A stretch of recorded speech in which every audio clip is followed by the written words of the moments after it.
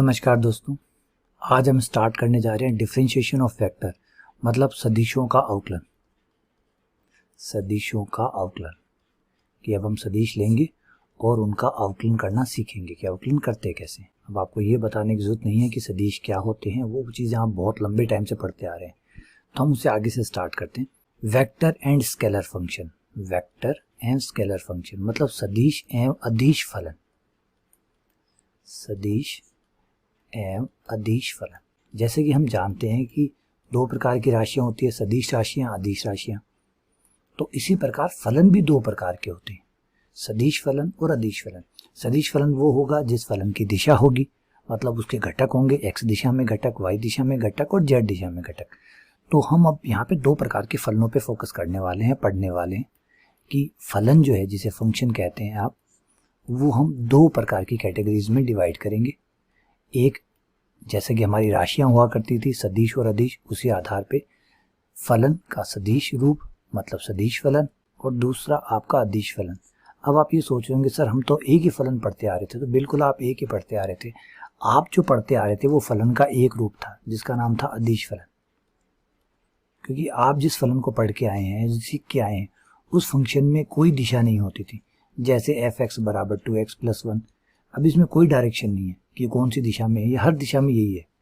किसी भी दिशा में जाके आप इसकी वैल्यू निकालिए, एक्स का मान रखिए, एक बराबर वैल्यू आएगी, मतलब इसका दिशा से कोई लेना नहीं देना से। और उस तरह ये देख भी सकते हैं आप, इसमें कोई घटक नहीं किए गए हैं कि एक्स घटक, वाई घटक, जेड घटक। लेकिन अगर आपका फलन कुछ ऐसा हो जिसके घटक हो एक्स की दिशा में, वाई की दिशा में, जेड की दिशा में, तब आप उस फलन को क्या बोलेंगे। फॉर एग्जाम्पल मान लीजिए आपका फंक्शन एफ एक्स जो है वो इस प्रकार से है, 2x i cap plus 2x + 1 j cap plus x² k cap. अब आप यहां देख रहे हैं कि आपका फलन जो है उसका x की दिशा में अलग है, यही फलन x की दिशा में अलग है, y की दिशा में अलग है और z की दिशा में अलग है। तो अब इसे फंक्शन को एक नॉर्मल फंक्शन कहने तो सही नहीं होगा कि अगर आप इसे कहें एक सामान्य फलन। नहीं भाई, इसके तो देखिए हर दिशा में इसका अलग मान है। इसका i दिशा में कुछ और मान है, j दिशा में कुछ और मान है, k दिशा में कोई और मान है। तो इस फलन को सामान्य फलन कहने के बजाय सदिश का गुण होने की वजह से इस फलन को हमें सदिश फलन कहना चाहिए। ऊपर एरो का निशान लगाना चाहिए कि ताकि पता चल जाए कि ये कोई सामान्य फलन नहीं है। जब सामान्य फलन होगा तो हम एरो नहीं लगाएंगे। जब अदिश फलन होगा, जब कोई घटक नहीं होंगे, तो हम डायरेक्ट एफ एक्स लिखेंगे। लेकिन जब उसकी दिशा होगी तो क्यों नहीं उसके पास सदिश का निशान लगाएं, है ना। जैसे आप आर है और आर सदिश, दोनों में क्या फर्क है, दोनों में यही फर्क है, ये अदिश है क्योंकि इस पर डायरेक्शन नहीं लगाई, आपने चिन्ह नहीं लगाया, और इस पर डायरेक्शन का निशान लगाया। इसका मतलब ये जो भी होगा ये सदिश होगा। इसका मतलब इसका कोई ना कोई मान एक्स की दिशा में, मतलब आई कैप, जे कैप और के कैप। इस तरीके से तीन भागों में ये वियोजित होगा, लेकिन ये किसी भागों में वियोजित नहीं होगा।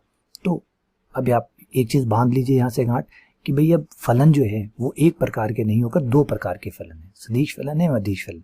सदिश फलन वो जिनके घटक होंगे, अदिश फलन वो जिनके कोई घटक नहीं होते थे, वो एक ही जैसे होते थे, ठीक है। उनका हर दिशा में, उनका कोई आई से, कोई जे से और कोई के से लेना देना नहीं था। लेकिन अब हमारे पास वो फंक्शन भी है जिनकी दिशा भी होती है, मतलब उनका आई घटक भी होता है, उनका जे घटक भी होता है और उनका के घटक भी होता है, ठीक है। ऐसा होने की वजह से इनका मापांक भी होगा, क्योंकि जब ये सदिश राशि है तो इनका मापांक भी होगा। तो जब आप इसका मापांक निकालेंगे, सदिश एफ एक्स का मापांक, तो मापांक वैसे ही निकलेगा जैसे निकलता है। कैसे निकालते हैं, जो आई का गुणांक है उसका स्क्वायर तो 2x का स्क्वायर, फिर y के गुणांक का स्क्वायर जो कि 2x + 1 है, और उसके बाद में जो z दिशा में जो घटक है k कैप वाला उसका स्क्वायर। तो मापांक आपका वैसे ही निकलेगा जैसे सदिश राशियों का निकलता है। देखिए कुछ अलग नहीं है, नया नहीं है, बस फलन को ही एक नया रूप और दे रहे हैं, सदिश फलन, जिसमें दिशा भी होगी। तो अदिश फलन एवं सदिश फलन। अब आते हैं इनके अवकलन के ऊपर। तो भाई अवकलन में क्या फर्क पड़ेगा, एक जब नॉर्मल फलन था तब जो अवकलन करते थे, और एक अब जब सदिश फलन आ गया तो जब नॉर्मल फलन हुआ करता था तो आप ऐसे करते थे df(x/dx), ठीक है। तो अवकलन आपने जो पद आया उस पद का अवकलन कर दिया। दो बाहर नियतांक है, x का 1 हो गया, 1 का 0 हो गया, तो इस फंक्शन का अवकलन मिल गया आपको 2, ठीक है। और आप इसे कह दे, इसे इस तरीके से भी डैश लगा के भी लिख सकते थे f(x) = 2। तो बस बिल्कुल वैसा ही रहा, यहाँ भी कुछ ऐसा ही रहेगा। यहाँ भी आपका जो फंक्शन है वो वेक्टर है तो वेक्टर रहेगा, हमें वेक्टर से कोई प्रॉब्लम नहीं है, अवकलन को वेक्टर से कोई प्रॉब्लम नहीं है। इवन अवकलन तो उस वेक्टर को बचाए और रखेगा, वेक्टर को वेक्टर ही लौटाएगा आपको अवकलन होने के बाद। बस वो क्या करेगा, वो हर घटक का जाके अलग से अवकलन करेगा। जैसे आई घटक है उसका अलग अवकलन होगा, 2x का कितना अवकलन हुआ 2, लेकिन आई कैप का आई कैप रहेगा ताकि पता चल जाए कि हमने आई कैप वाले घटक का अवकलन किया है। फिर प्लस जे कैप वाले घटक का अवकलन 2x का 2 प्लस 1 का 0, तो ये 2 जे कैप प्लस के घटक वाले का अवकलन 2x के। देखिए कहीं वेक्टर गया आपका, नहीं गया, आपका वेक्टर ऐसे कैसे एज इट इज सुरक्षित है, जैसा पहले था वैसा का वैसा अभी भी वैसा का वैसा ही बचा पड़ा है। तो वेक्टर को अवकलन करने के बाद में आपका सदिश था सदिश ही मिलेगा, अदिश था अदिश ही मिलेगा। अवकलन जो है वो उसकी प्रकृति में कोई बदलाव नहीं लाएगा, अवकलन उसकी प्रकृति में कोई बदलाव नहीं लाएगा। वो क्या था, अदिश था तो अदिश दे देगा, सदिश था तो क्या दे देगा, सदिश दे देगा। अवकलन तो एक संकारक है, एक क्रिया है जो अपना काम करेगी, और वो अदिश है तो अदिश पे भी वही काम करेगा जो कि सदिश पे करना है। अब 2x अगर अदिश में है तो 2x का 2 ही हुआ है, यहाँ भी 2x का 2 ही हुआ है।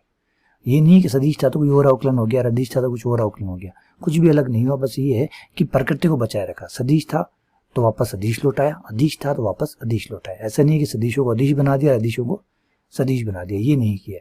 तो ये याद रखिएगा, ये अवकलन के दौरान होगा, सदिश को आपको सदिश और अदिश को आपको अदिश लौटाएगा। ठीक है, ठीक है।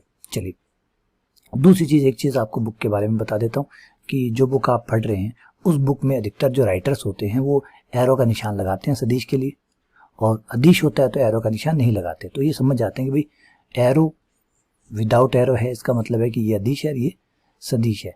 लेकिन कई बार राइटर्स क्या इस्तेमाल करते हैं, बहुत सारे राइटर्स जो हैं वो इनका इस्तेमाल करते हैं, सदिश के ऊपर सदिश का निशान लगा के लिखते हैं। लेकिन कंप्यूटर में ये जो साइन निशान बनाते हैं तो थोड़ा मुश्किल हो जाता है, कई बार राइटर से बचते हैं।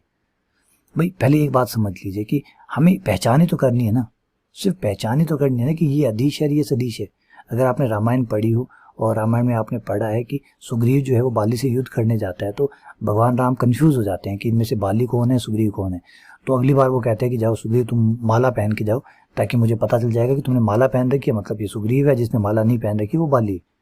अब यहाँ पे अगर माला की जगह कुछ और पहना दिया होता, हाथ में कोई कड़ा पहना दिया होता, या माथे पे तिलक निकला दिया होता, या माथे पे कुछ बांध दिया होता, या हाथ पे कुछ बांध दिया, तो बहुत सारे तरीके थे।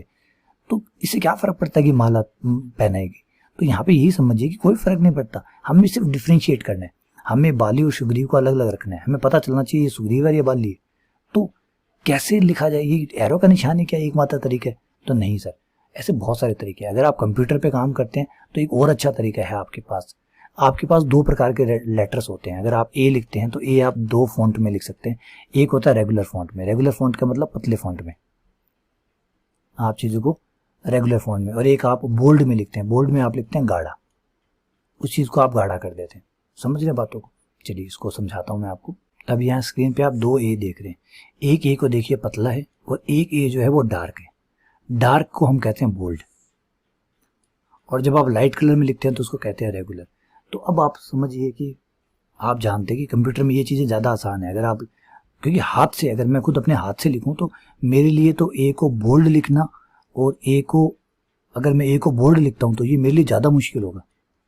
लाइट और बोल्ड लिखता हूं तो ये मेरे लिए ज़्यादा मुश्किल है, लेकिन कैलकुलेटर या कंप्यूटर के लिए ज़्यादा मुश्किल नहीं है। कंप्यूटर में आप बड़े ही आराम से बोल्ड कर सकते हैं।